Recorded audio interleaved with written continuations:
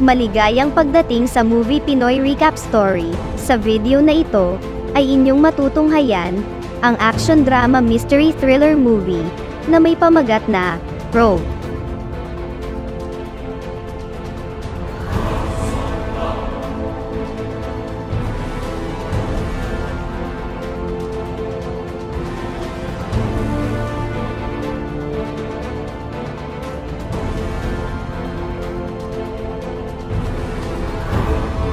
Nagsimula ang pelikula sa pagpapakita ng tatlong dalagang mga estudyante na kinulong ng mga kalalakihan sa mga hawla ng hayop.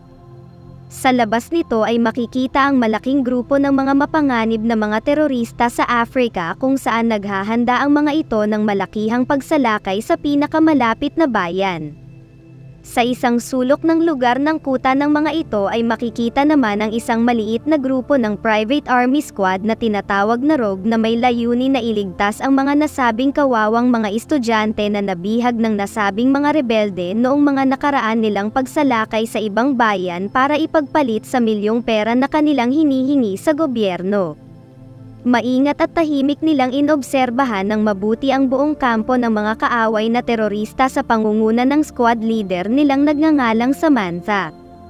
Matapos ang ilang minuto nilang pagmamanman sa buong paligid ay sumapit na ang oras ng kanilang pagsugod sa mga ito na kanilang napagplanuhan.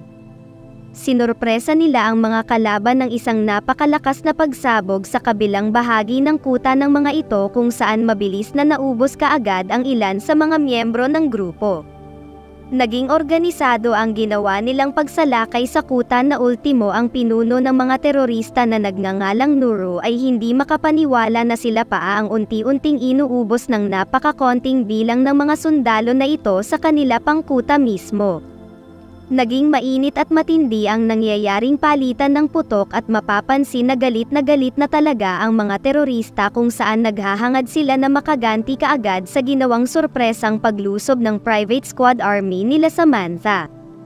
Habang nagpapatuloy ang matinding bakbakan sa lugar ay mabilisang pinasok nila Samantha ang kwarto na ito kung saan dito nakakulong ang mga nasabing bihag. Dagli niyang kinilala ang isang dalaga na nagngangalang Asilan na anak ng isang gobernador sa Africa. Pinakawalan nila ang mga ito at kaagad niyang tinawagan ang dalawa pa nilang kasamahan para sunduin na sila. Matapos mapasabog ang pader ay nagsisakay na agad sila sa dala nilang mga sasakyan para umalis na sa lugar, subalit hindi ganoon naging madali ang lahat dahil tila ayaw sumuko ng mga rebeldeng ito at handa talaga silang habulin kahit ano pa ang mangyari para lang mabawi ang mga dalagang bihag, lalong-lalo na si Asila na nag-iisang anak ng gobernador sa lugar. Naging maaksyon ang naging kanilang habulan sa gitna ng malawak na lupain na ito. Nagawa nilang maidispatcha ang ilan sa mga sasakyan na may lulan ng mga kalaban, subalit patuloy lang sa pagdami ang mga rebelde na humahabol sa kanila. Unti-unti ay sila naman ang nalalagay sa alanganin na sitwasyon dahil nagagawa na ng mga terorista na mapatamaan sila. Kahit pa nakarami na si Samantha ng naililigpit na mga kalaban ay patuloy din silang nalalagasan ng kasamahan. Tuluyan ng bumaligtad ang sitwasyon nang maging ang helicopter sana na magsusundo sa kanila paalis sa nasabing lugar ay pinasabog na ng pinuno ng mga rebelde. Kalaunan ay narating na nila ang hangganan ng lupa at na-corner sila sa burol na ito kung saan isang ilog na ang nag-aabang sa ilalim. Sinubukan pa rin nilang makipagsabayan ng palitan ng mga putok sa mga kaaway na unti-unti nang lumalapit sa kanila pero malapit na ring maubos ang kanilang mga bala at iilan na lang din silang natirang mga sundalo. Kaya dahil dito ay wala na silang napagpilian pa kung hindi pikit matang magtalunan pababa sa nasabing ilog para lang matakasan ang ubod ng panganib na mga teroristang ito.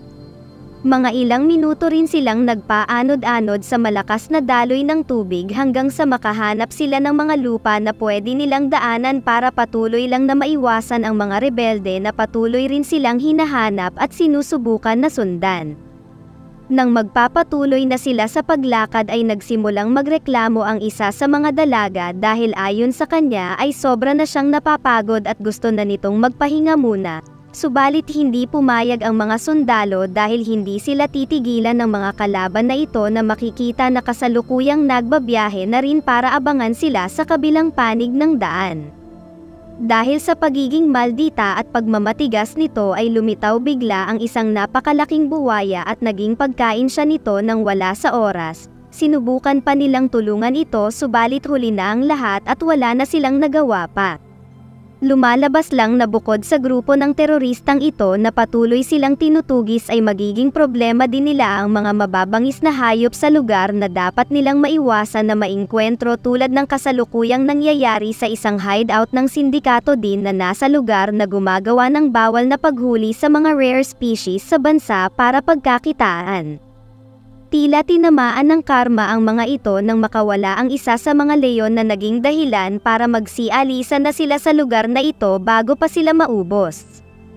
Makalipas ang buong maghapon ay naging matagumpay naman ang kanilang pag-iwas sa mga nasabing rebeldeng grupo subalit dahil sa pagkakabulilyaso ng kanilang plano ay natrap na sila sa lugar at hindi nila malaman kung paano sila makakabalik sa kabihasnan ng hindi natutunton ng mga kalaban na mga ito na patuloy silang hinahanap.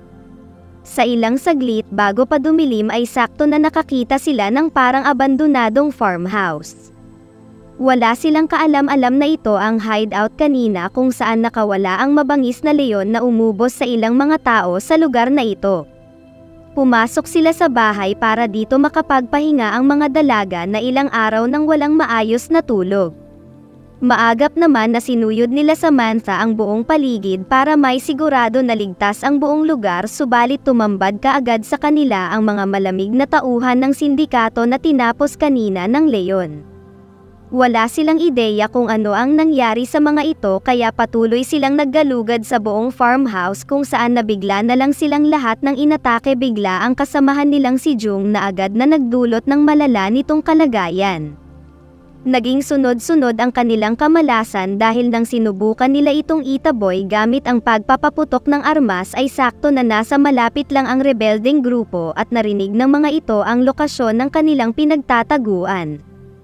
Hindi nagtagal ay mas lalong lumala ang kanilang sitwasyon dahil nakarating na ang ilan sa mga tauhan ng mga ito, kaagad silang nagplano kung ano ang gagawin nilang ofensiba para manalo kahit kakaunti na lang sila subalit nakita nila na 6 na lang ang kanilang bala kaya mas lalo silang namroblema. Mabilis silang naghanap ng magagamit na mga armas sa lugar subalit ang kasamahan nilang si Matt ay inatake pa ng nasabing leyon na hindi pa rin pala nila matagumpay na naitaboy kanina. Ginamit na ni Samantha ang natitirang mga bala sa iilan pang miyembro ng terorista na nakarating na sa kanila. Habang inuutusan niya sila Asila at Wendy na magtago lamang sa loob ay masayang ibinalita ni Joey na may nahanap siyang isang lumang modelo ng shotgun na magiging mainam nilang sandata ngunit sinurpresa silang lahat nang biglang makapasok ang leyon at biglang pinagsasagpang ng walang tigil si Joey. Dahil sa sobrang takot ng dalawang dalaga ay napalabas na lang sila kaagad at tila naguguluhan na sila kung sino ba ang dapat unahin na iwasan sa pagitan ng mabangis na hayop o ang grupo ng mga ito na ilang sandali na lamang ay malapit na sa kanilang makarating. Para mailigtas ang kasamahan ay pilit na kinuha ni Samantha ang atensyon nito hanggang sa habulin siya papunta sa labas ng bahay. Kahit hindi siya maabot ng mabangis na hayop sa ilalim ng sasakyan ay tila parang tao ito mag-isip dahil alam niya na lalabas si Samantha dahil na rin sa nagbabadyang panganib dulot ng mga terorista na ilang hakbang na lang ay mga nandirito na sa lugar na ito. Nang makatayo si Joey ay sinabihan niya si Samantha na papatamaan na niya ito para matapos na ang problema nila sa mabangis na hayop. Dahan-dahan na lumabas si Samantha habang nakatutok ang armas ni Joey ngunit sa ilang saglit nang aatake na sana sa kanya ang leyon ay bumulaga sa kanila ang isang napakalakas na pagsabog na indikasyon lamang na tuluyan ng nandirito na ang buong grupo ng mga rebelde. Mabilis na pinasok ng buong puwersa ng mga ito ang buong lugar kasabay ng kanilang walang tigil na pagpapasabog, kaagad nilang pilit na hinanap sila Asila at Wendy. Sa ilang sandali lang ay natunton agad si Wendy ng iilan sa miyembro ng mga ito, mabuti na lamang ay nakasunod na rin si Samantha kaya tinulungan siya nito sa tangkang pagtangay muli sa kanya. Nang lalabas na sana sila sa kamalig para muli silang itago sa bahay ay naging mas komplikado lalo ang hinaharap nilang mga problema dahil sunod-sunod na nagsisi-atake ang mga ito. Bigay todo namang nakipagsabayan si Samantha sa pakikipagpalitan ng putok hanggang sa mailigpit niya ang iilan sa mga kalaban, subalit dahil sa tindi ng nangyayaring gulo at tensyon ay sinabihan na niya si Wendy na mag-isang bumalik sa bahay kasama si Asila at isarado nila ang lahat ng pintuan. Gamit ang sariling bala at armas ng mga ito ay buong lakas silang tatlong nakipagbakbakan sa mga terorista. Mula sa matinding pagpapatuloy ng labanan sa buong paligid ay tila gusto nang umalis ng dalawang dalaga.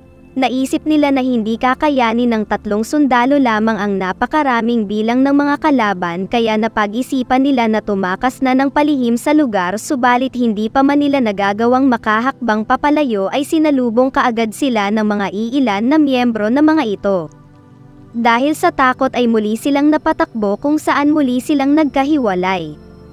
Nang mag-isang makabalik si Asila sa bahay ay makikita na lang na sobra siyang natataranta dahil kahit saan siya magtungo ay may mga rebelde nang nakaabang sa kanya na gusto siyang kuhanin.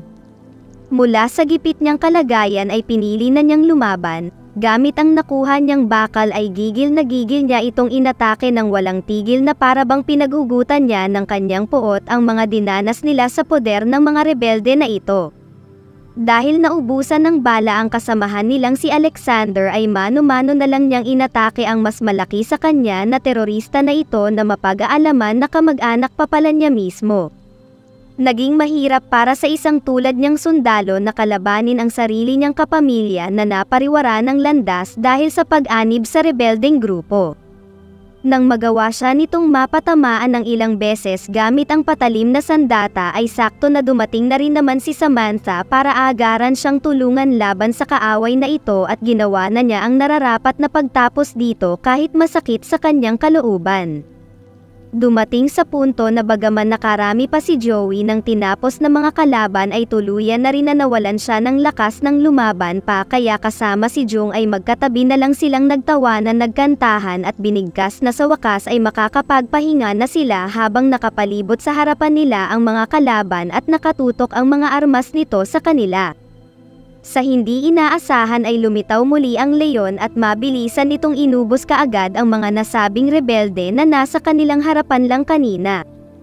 Habang walang tigil na nakikipagbakbakan ng mag-isa si Samantha sa maraming bilang ng mga rebelde ay natunton na ng demonyong pinuno na si Nuru ang dalagang si Wendy. Pilit siya nitong kinuha at kinalagkad papunta sa gitna ng labanan kung saan ginamit itong pangtakot kay Samantha para ibigay niya ang anak ng gobernador na si Asila para maging kapalit nito. Dahil sa gipit na sitwasyon ay mabilis na napaalis si Samantha para hanapin agad si Asila na may bakas pa sa mukha na marami na rin itong tinapos na mga rebelde mismo. Dahil sa pagiging sakim ng taong ito sa pera ay napaniwala nila na si Asila ay nasa loob ng imbakan ng ani. Mabilis na sinabi ng pinuno na buksan niya ang pinto kung ayaw niyang makatikim ng tadtad ng bala, pero natatawa na sinabi na lang ni Samantha na may mas malakas siyang armas kaysa dito. Sa ilang iglap ay dinamba kaagad siya ng mabangis na leon kung saan mabilis nitong tinapos ang walang kwentang salot na ito. Nang siya naman ang sunod na susugurin nito ay mabuti na lamang ay nakita nila Joey ang dalawa nitong anak na mapag-aalaman na ito pala ang dahilan kung bakit galit na galit ang nasabing hayop dahil gusto lang nitong mabawi ang kanyang mga anak na ikinulong sa lugar. Sa pagtatapos ay malalaman na lang nila na nakatulong din nila ang leon sa pag-ubos sa buong grupo ng mga rebelde na sumugod sa lugar at dumating na rin ang panibagong helicopter na magsusundo sa kanila paalis. Special shoutout kay Susan Gozem, kay Rose Blossom from Saudi Arabia, kay Emily Restueno C. Matoda May Kawayan, Bulacan, kay Gilbert Alfaro, kay Deo Duna Vlog, at sa huli kay Bogard Kaingin. Maraming salamat po sa inyong walang sawang panunood.